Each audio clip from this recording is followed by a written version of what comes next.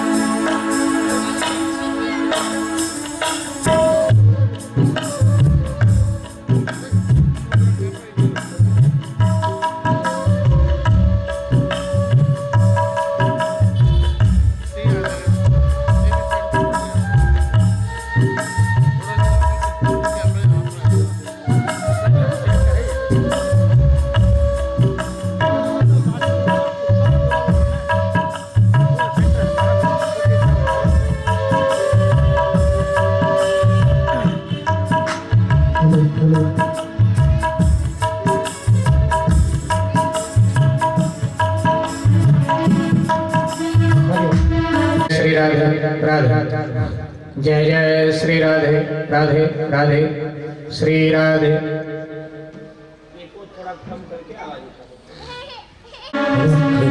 महाकाय कोटि सूर्य समप्रभ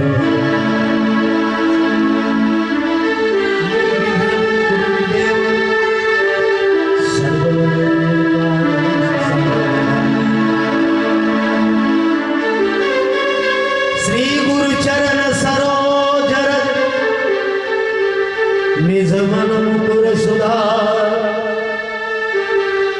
भरनो रघुबर विमल जस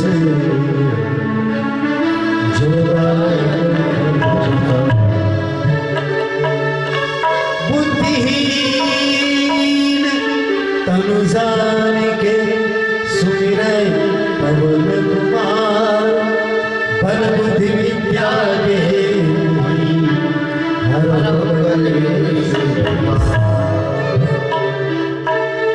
जय हनुमान ज्ञान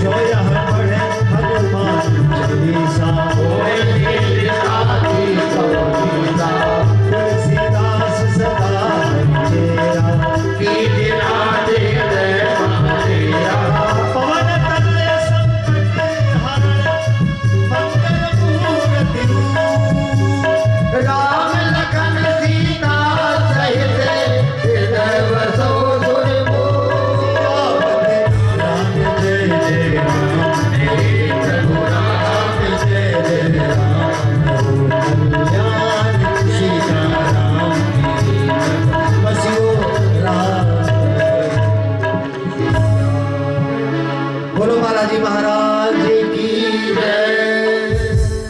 नारायणं नमस्कृत्य नरं चैव नरोत्तमं देवीं सरस्वतीं व्यासं ततो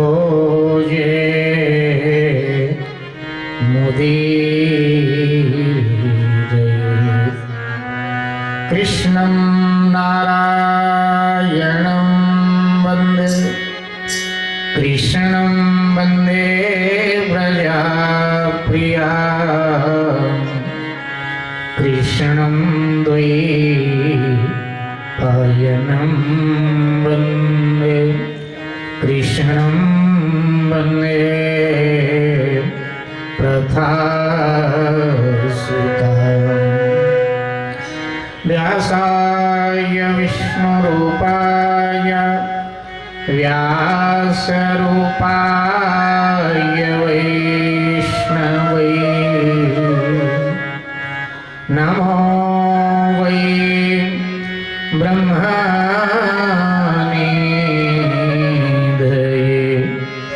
वासिष्ठाय नमो।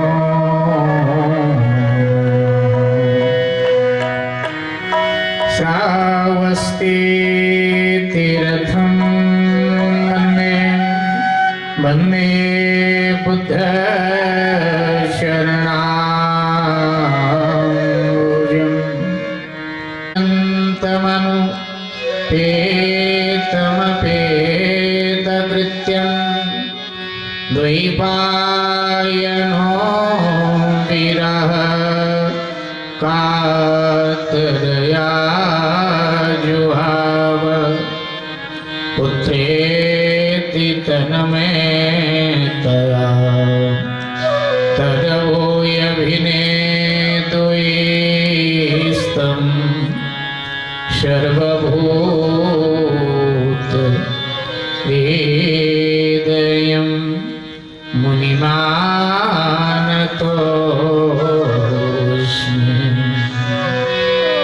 मनोजवं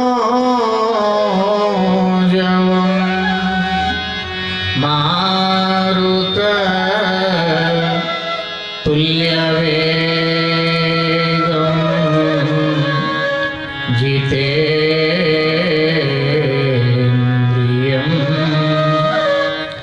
बुद्धिमतां वरिष्ठं वादात्मजं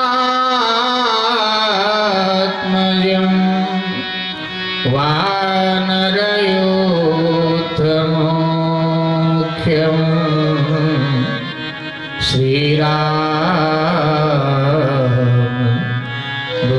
श्रीरामदूतं शरणं प्रपद्ये।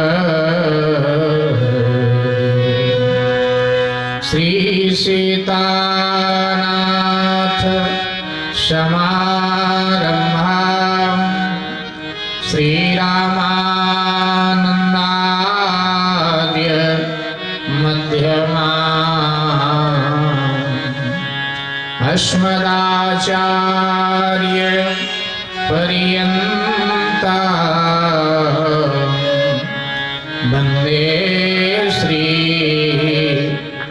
गुरुपरम्परा। कृष्णाय वासुदेवाय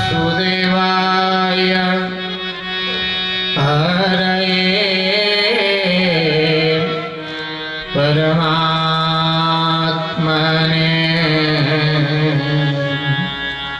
प्रणतक्लेश नाशाय श्रीगोविन्दाय नमो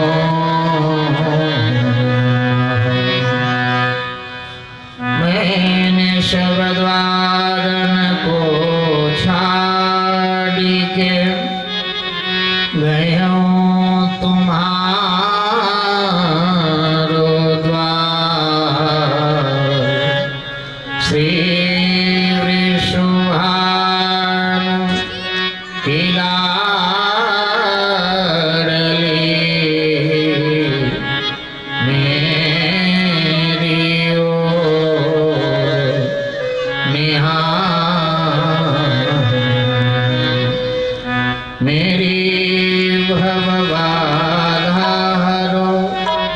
राधा नागर सोई व्याकन गे यहीं पड़े श्याम हरित धोती हो मोर मुकुट कटिकाशनी कर मुरली उर्मा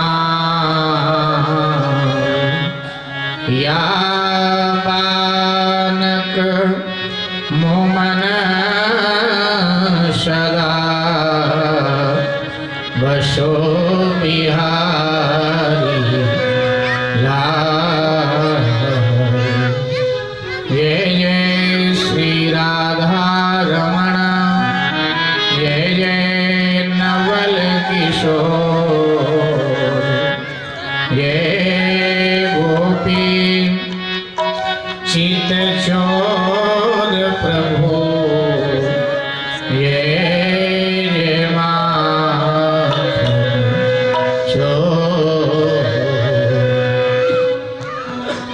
ये भागवत हरि रूप सदा चिंतन भागवत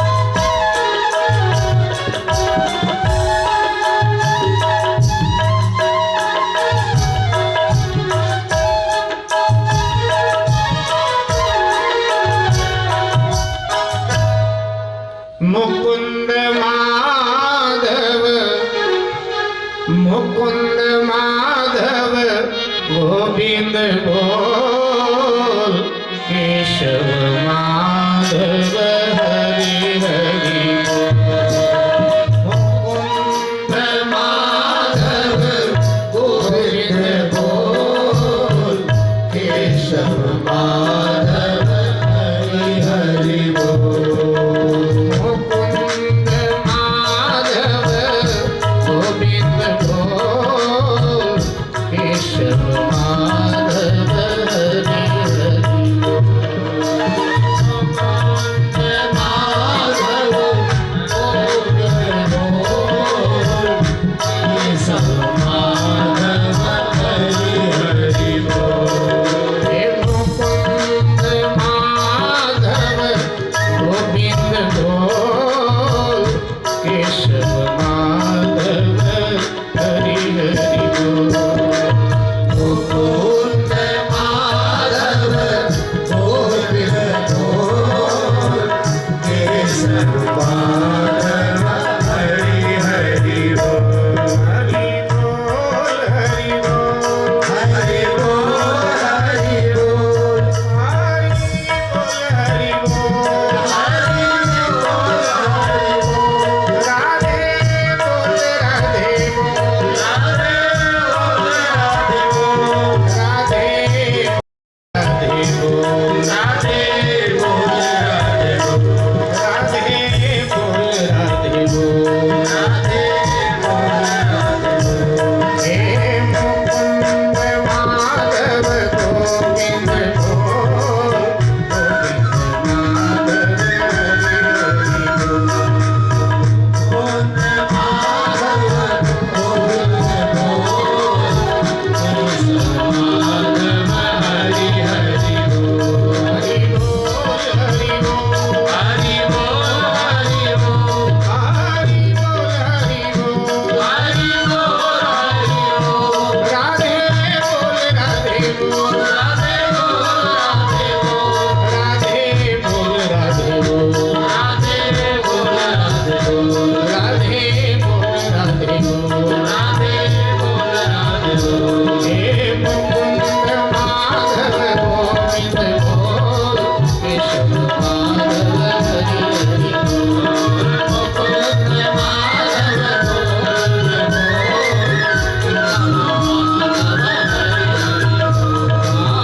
बोल माधव गोविंद बोल केशव माधव हरि हरि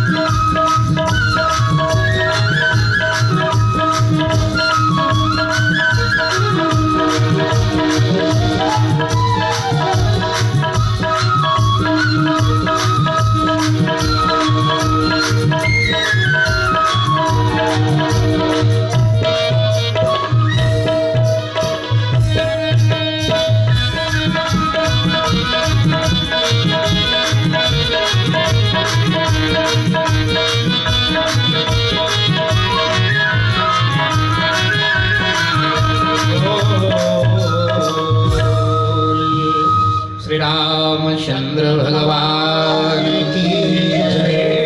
वृंदावन विहारी लाल की जय। सद्गुरुदेव भगवान की जय। श्री हनुमान जी महाराज की जय। शंकर भगवान की जय। जय जय श्री राधे जय जय श्री राधे जय जय श्री राधे।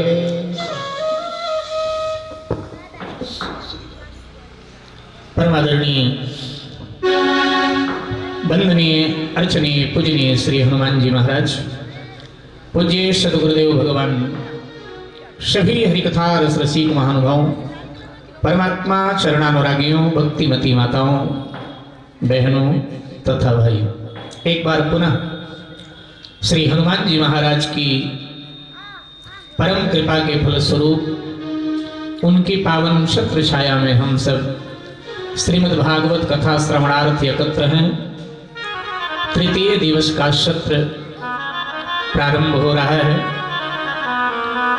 कल हम सब जड़ भरत जी के चरित्र का दर्शन कर रहे थे। ऋषभदेव जी महाराज के पुत्र हैं जड़ भरत। जड़ भरत जी ने जब अपनी उत्तर अवस्था देखी तो अपने पुत्र को भारत का शासन सौंप दिया। शालिग्राम क्षेत्र में,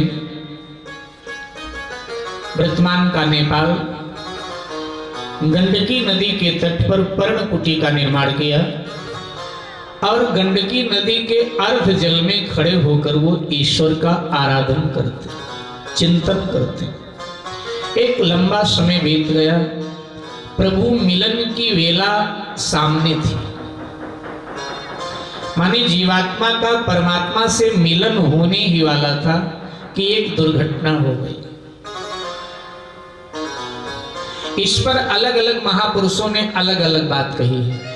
कुछ महापुरुषों ने कहा यह दुर्घटना नहीं, शुभ घटना है, तो कुछ महापुरुषों ने कहा नहीं, जड़ भरत के लिए तो दुर्घटना ही। कैसे? एक गर्भस्थ हिरनी जल पीने के लिए सरिता में नदी में आए थे। अचानक एक शेर ने उसे अपना शिकार बनाने के लिए उस पर आक्रमण कर दिया। भयभीत हिरनी ने विचार किया, अगर मैं छलांग लगाकर नदी पार कर जाऊं तो मेरे प्राण बच सकते हैं। उसने छलांग लगा दी, नदी पार तो कर गई, लेकिन चूंकि गर्भस्थ थी उसका गर्भपात हो गया। वो नदी पार करके उस पार गिरी, उसकी भी मौत हो गई और इधर उसका जो नन्हा सा शिशु था, मृग शावक था, बच्चा था, वो नदी में डूबने लगा। जड़ भरत तो नदी में ही खड़े होकर साधना कर रहे थे। उन्होंने देखा कि ये डूब रहा है नन्हा सा मृग का बच्चा। क्या करूं? मैं भजन में लगा रहूं या मैं इस डूबते को बचाऊं? निर्णय ले लिया, किसी डूबते को बचाना भी भजन ही तो है, किसी गिरते को उठा लेना भी भक्ति ही तो है,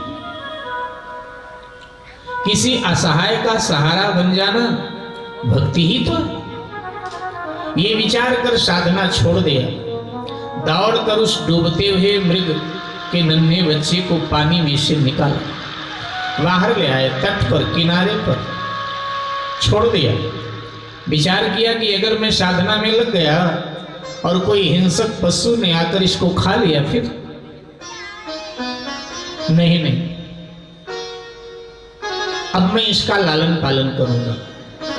जब तक ये अपने पांव के सहारे खड़ा नहीं हो जाता, जब तक अपने लिए चारा घास की तलाश स्वयं नहीं कर लेता, इस लायक जब तक ये नहीं बन जाता तब तक भजन नहीं, मैं इसकी सेवा करूंगा। असहाय की सेवा भी भजन ही तो है, इसकी सेवा करो। ले आए कुटिया में, कोमल कोमल घास ला करके तोड़कर खिलाते हैं, जल पिलाते हैं, मृग की सेवा करते। मेरे भाई बहन, किसी का सेवा करना बुरा नहीं, किसी का पालन करना बुरा नहीं। हम अपने घर परिवार का भरण पोषण करें और इससे ज्यादा भी परमात्मा ने अगर हमें दिया है तो और जो दीन दुखी हैं, असहाय हैं, हम उनका भी भरण पोषण करें। अगर इस लायक परमात्मा ने हमको बनाया है तो ये बुरा नहीं। तो यहां तक तो ठीक था, लेकिन दुर्घटना ये हो गई साहब कि मृग का पालन करते करते जड़ भरत की मोहब्बत मृग से हो गई, जड़ भरत का प्रेम मृग से हो गया। पालन करना किसी का बुरा नहीं है, लेकिन उससे प्रेम करना, मोहब्बत करना तो बुरा है। अब वो मृग बड़ा हो गया, अपने बरादरी के झुंडों में निकल जाता है, 2-2 दिन तक आता ही नहीं। जड़ भरत उसकी याद में रोते रहते, वन में भटकते रहते हैं। महात्माओं से पूछते हैं, महात्मन इधर मेरा पालतू मृग आया, महात्मा लोगों को मृग दिखता है तो बता देते, नहीं तो कहते नहीं नहीं राजन इधर तो कोई मृग आया।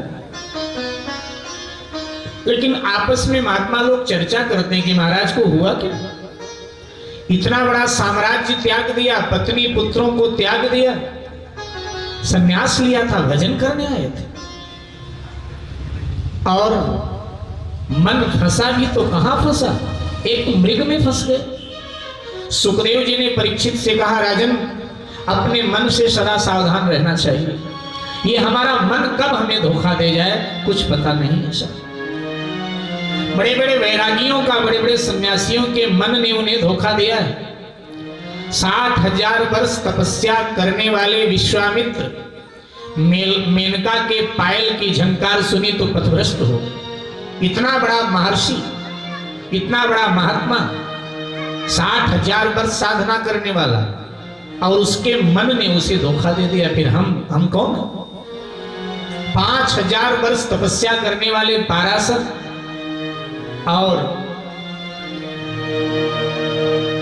मल्लाह की बेटी ने उनके मन का अपहरण कर लिया अपने तपोबल से।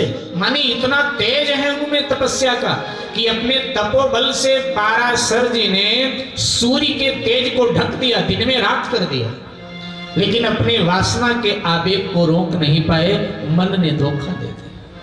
तो मन कहां कब किसका धोखा दे जाए कुछ पता नहीं, इसलिए अपने मन से सावधान रहना चाहिए, सजग रहना चाहिए, अपने मन पर ज्यादा भरोसा नहीं करना चाहिए।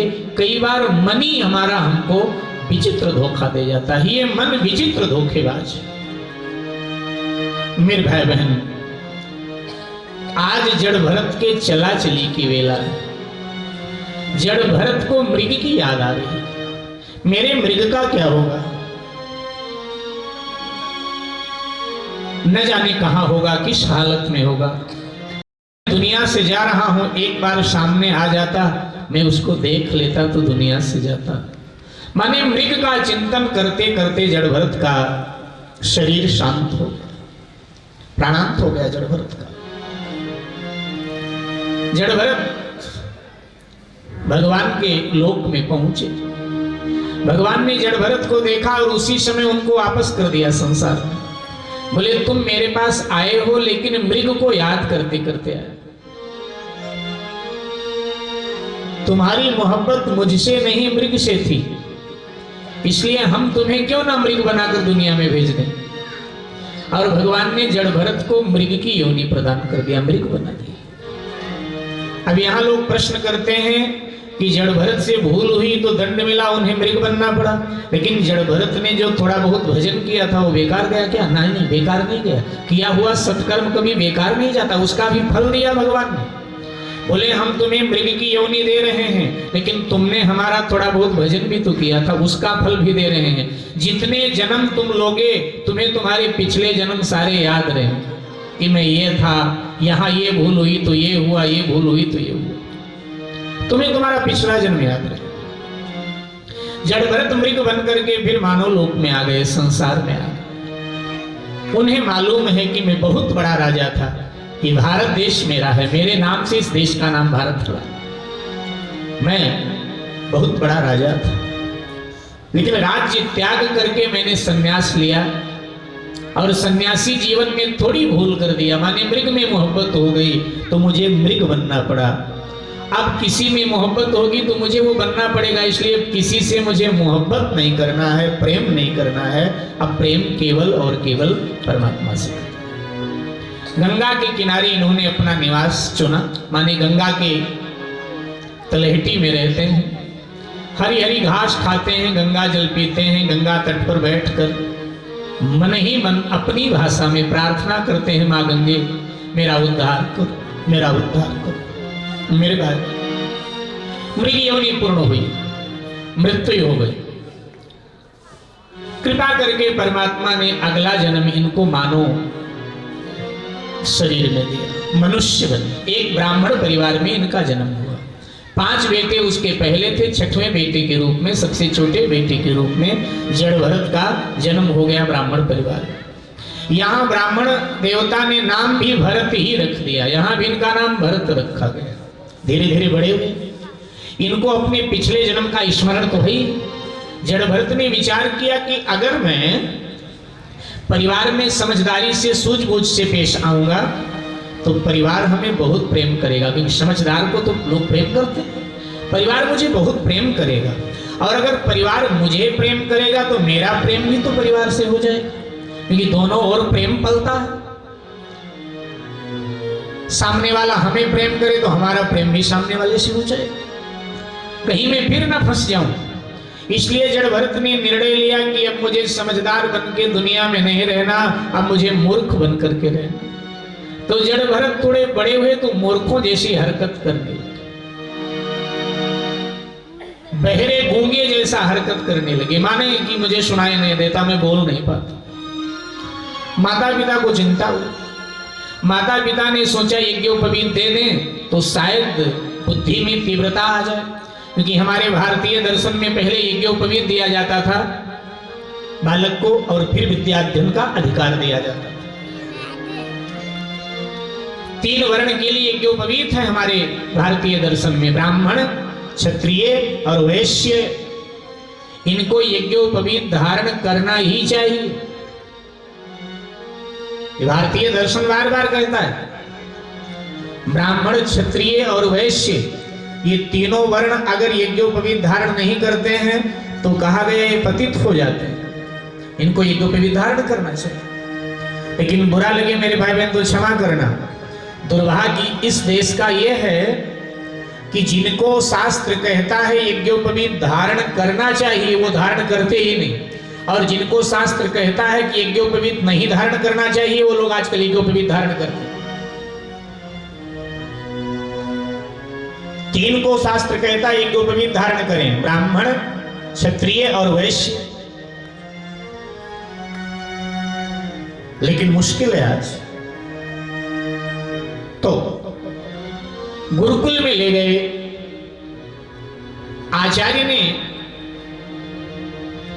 जड़ भरत को यज्ञोपवीत दिया, और यज्ञोपवीत के बाद में गायत्री मंत्र की दीक्षा दी, और अब गायत्री मंत्र बुलवाया गया। माने गुरु ने कान में बोला गायत्री, फिर बोला अब इसको दोहराओ, तुम भी बोलो। तो जड़ भरत जानबूझ करके नहीं बोले, कई बार बुलवाया नहीं बोले। तो आचार्य ने कहा कि ब्राह्मण देवता तुम्हारा बच्चा ये बिल्कुल मूर्ख है, ये गायत्री ही नहीं बोल पा रहा। तो कहा वर्णमाला के अक्षर शायद बोल ले, बुलवाओ। तो आ ई उ का खा गा जो भी बुलवाएं बोल ही ना पाए। बोले ये गूंगा है, बहरा भी है, मूर्ख है, ले जाओ भरण पोषण करो, ये पढ़ नहीं पाएगा। तो ब्राह्मण देवता जड़ भरत को घर ले आए।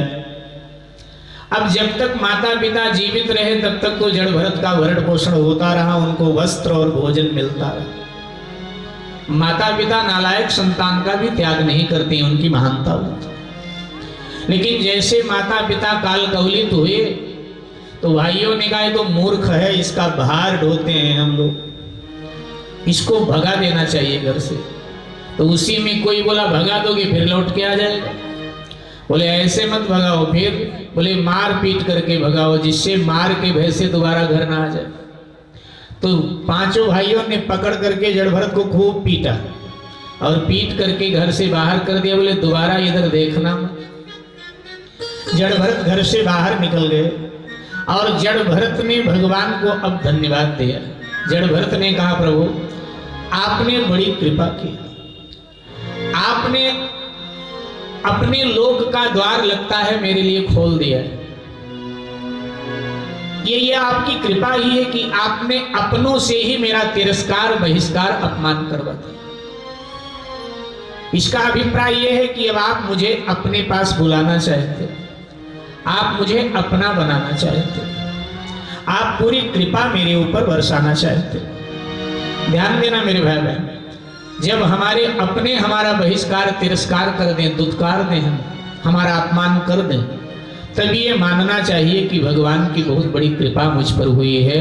अब वो मुझसे अपना भजन करवाना चाहते, अपने में लगाना चाहते। अच्छा हुआ ये जल्दी हमें दिन देखना पड़ा, क्योंकि अंत में तो ये दिन देखना ही पड़ता है। तुलसीदास बाबा ने कहा अंतो तो ही तजेंगे पामर तू न तजे अबही ते मन पछतैया अवसर बीते। अंत में ये होना ही होता है, पहले हो गया अच्छा। लेकिन हम संसारी लोग कुछ, हमारा शास्त्र ही अलग है।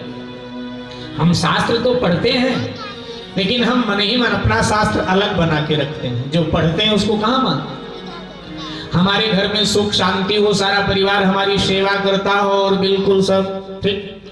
हमसे कोई पूछे तो हम कहेंगे राम राज्य है, बड़ी कृपा है भगवान की। और शायद हमारा परिवार का ही कोई व्यक्ति हमारे खिलाफ खड़ा हो, हमारी आलोचना करता हो, हमारा तिरस्कार करता हो, अपमान करता हो, और कोई पूछे आप कैसे हैं तो हम कहेंगे भाई साहब पूछो मत, बहुत दुखी है, भगवान बहुत नाराज है मेरे ऊपर। क्यों?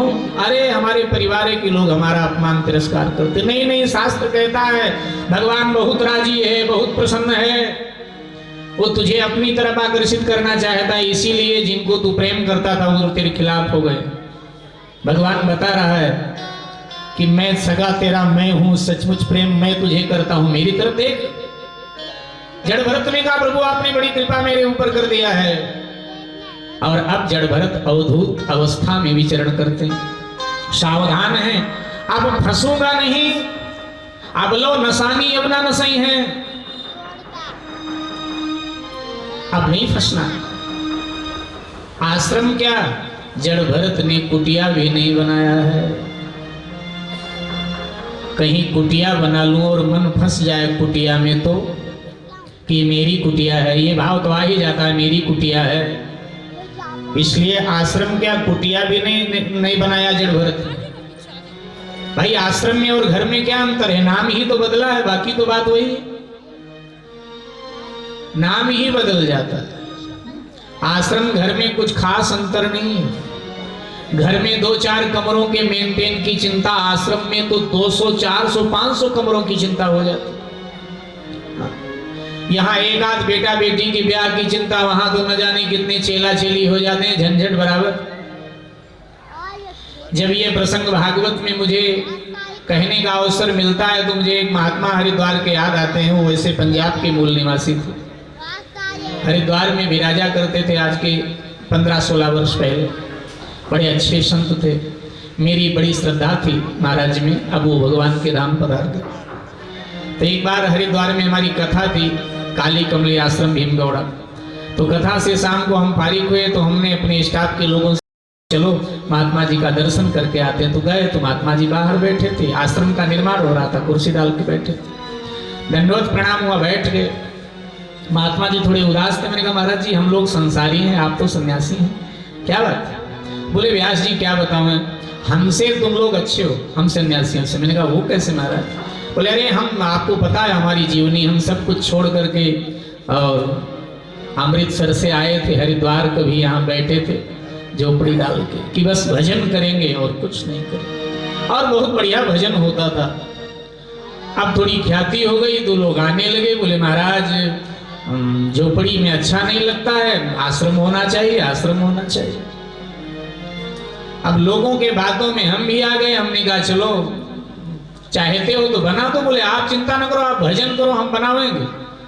बनावेंगे या क्या, एक आध कमरा बनाया, इसके बाद में तो चले गए। अब वहां से फोन कर देते हैं इतने ट्रक गुरुजी ईंट आ रहा है, उतरवा लेना, सीमेंट उतरवा लेना, बदरपुर। कहते हैं मैं आया तो था हरिद्वार में कि श्वासों के मनका पर हरि नाम जपेंगे, लेकिन अब हम ईंट पत्थर गिन रहे हैं बैठ करके, ये दुर्भाग्य नहीं तो क्या। आए थे हरि भजन को, ओटन लगे कपास। बोले ये दुख है, कई बार ये पीड़ा होती है कि आए थे भजन करने कि हरि नाम गिनेंगे श्वासों पर, लेकिन व्यास जी दुख इस बात का है कि ईंट पत्थर मुझे गिनना पड़ रहा है, कहां फंसे आकर। ये सब झंझट है। वो महात्मा जी की बात मुझे याद आती है। उन्होंने कहा ये सब झंझट है, ये आश्रम, ये सब झंझट है, भजन करने वालों को इसकी कोई जरूरत नहीं। अगर आश्रम ही बनाना है तो भी घर में बैठ करके भजन करे, ठीक। तो जड़ भरत ने निर्णय लिया कि नहीं नहीं, आश्रम क्या, कुटिया नहीं बनाऊंगा, ये धरती ही मेरा बिछौना है, आकाश ही मेरा चादर है। ये हाथ तकिया है ना मेरे पास, पानी पीना है तो अंजलि लुटिया है ना मेरे पास। चलते रहते। कुछ मिल गया प्रभु प्रसाद मान के पा लिया, नहीं मिला धन्यवाद किया कि आज एकादशी हो गई, बहुत अच्छा हुआ, बहुत अच्छा हुआ, आज हमारा व्रत हो गया, एकादशी।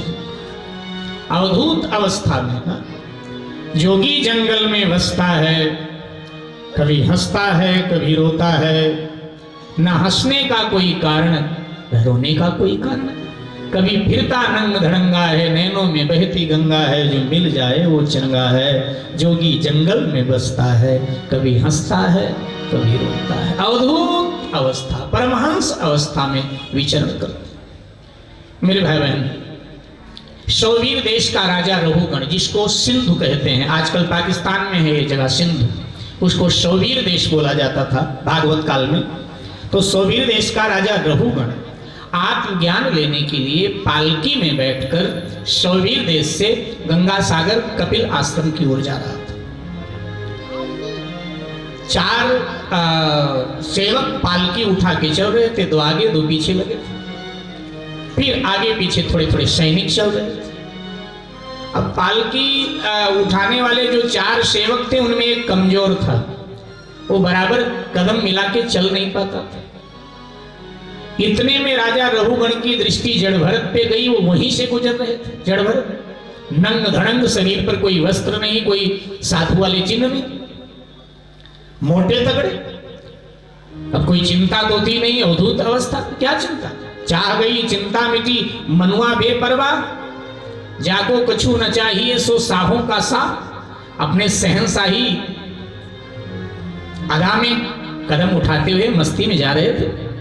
और रघुगण ने सैनिकों से कहा, ये मोटा तगड़ा आदमी नंग धड़ंग जा रहा है, इसको पकड़ लाओ। ये कमजोर सेवक जो पालकी में लगा, इसको हटा दो, उसकी जगह इसको लगा। तो सैनिकों ने जाके जड़ भरत को पकड़ा। जड़ भरत ने कहा, मुझे क्यों पकड़ ली? बोले, ये राजा हैं शौवीर देश के, रघुगण उनकी पालकी उठा के। अब भक्त तो बड़े निराले होते हैं। जड़ भरत हंसे और परमात्मा को धन्यवाद किया कि अच्छा, पालकी की सेवा लेना चाहे तो ठीक है, पालकी उठाता। भाई जो करवाओगे वो करेंगे, हमारी तो कोई जिद नहीं, आग्रह नहीं, जो आप करवाएंगे वो हम करेंगे। तो आकर के साहब कंधा लगा दिया, चलने लगे। लेकिन अब पालकी उठाकर चलने का तो इन्हें भी नहीं आदत थी कि कैसे चला जाता है पालकी उठाकर। चलने लगे। अब कोई कीड़ा दिख जाता है, कोई चींटी दिख जाती है, तो जड़ भरत एकदम उछलते हैं कि भाई मेरे पांव के नीचे पड़ के कीड़ा मर ना जाए। अहिंसक है साहब ये, एकदम उछलते हैं। और जब ये उछले तो कंधे पर रखी हुई पालकी भी तो उछलती है। पालकी उछले तो पालकी के भीतर बैठा राजा भी उछलता है ऊपर को। तो पालकी में जो बल्ली ऊपर लगी है वो बार बार राजा के सर में लगती है। 1 बार 2 बार 3 बार। अब तो राजा एकदम क्रोधित हो उठा, उसने कहा पालकी नीचे रखो। पालकी नीचे रख दिया, वो बाहर आया एकदम। उसने तलवार खींचा, म्यान से जड़ भरत की ओर दिखाया और कहा, मूर्ख तुझे चलना नहीं आता है, मोटा तगड़ा, और पालकी उठा के ठीक चल नहीं पाता, मैं मार डालूंगा तुझे। तो जैसे तलवार दिखाया कि मैं मार डालूंगा तुझे, तो जड़ भरत ठहाका मारकर हंसने लगे, बहुत हंसे। बोले, तू हंस क्यों रहा, हंस क्यों रहा है, तुझे मृत्यु से भय नहीं? जड़ भरत ने कहा, मृत्यु से मुझे कोई भय नहीं, तो हंसता क्यों है? तो जड़ भरत ने कहा, तेरी मूर्खता भरी बातें सुनकर मुझे हंसी आ रही, मुझे मूर्ख कह रहा है, तुझे मालूम नहीं मैं शौवीर देश का राजा हूं। जड़ भरत ने कहा, मैंने पहचान लिया है, तू शौवीर देश का राजा है, तो मैं राजा हूं तो मैं तुझे मार सकता हूं, मार डालूंगा। बोले, फिर वही मूर्खता भरी बात करता है, तू क्या मुझे मारेगा? विश्व भर के सारे राजे महाराजे इकट्ठे हो जाएं, तू भी मुझे मार नहीं सकती, क्योंकि मैं शरीर नहीं हूं राजन, मैं चेतन अमल विमल आत्मा हूं। और इतना तुझे ध्यान होना चाहिए, इतना तुझे ज्ञान होना चाहिए कि शरीर मरता है, आत्मा कभी मरती नहीं। इस तलवार से तू मेरे शरीर के टुकड़े टुकड़े कर सकता है, लेकिन मेरे नहीं कर सकता है। मैं शरीर नहीं हूं राजन, मैं आत्मा हूं। शरीर में रहता जरूर, राजा एकदम चौंक पड़ा। राजा की तलवार हाथ से छूट गई, कांपने लगा राजा की, बाप रे, ये तो कोई महापुरुष है, हमने पहचानने में भूल किया। हाथ जोड़ा, क्षमा करें महाराज, क्षमा करें, मैंने आपको पहचानने में भूल किया, आप तो कोई महापुरुष हैं। महाराज आप अपनी बात पूरी कीजिए। जड़भरत ने कहा, राजन, आत्मा भिन्न है, शरीर भिन्न है। हां, आत्मा को रहने के लिए शरीर चाहिए, क्योंकि बिना शरीर के आत्मा कोई काम कर नहीं सकती है। इसलिए जिस आत्मा से भगवान को काम लेना होता है, उस आत्मा को शरीर प्रदान कर देते हैं। तो आत्मा को शरीर की जरूरत है, इसलिए शरीर में कोई बीमारी हो तो दवा लेना चाहिए।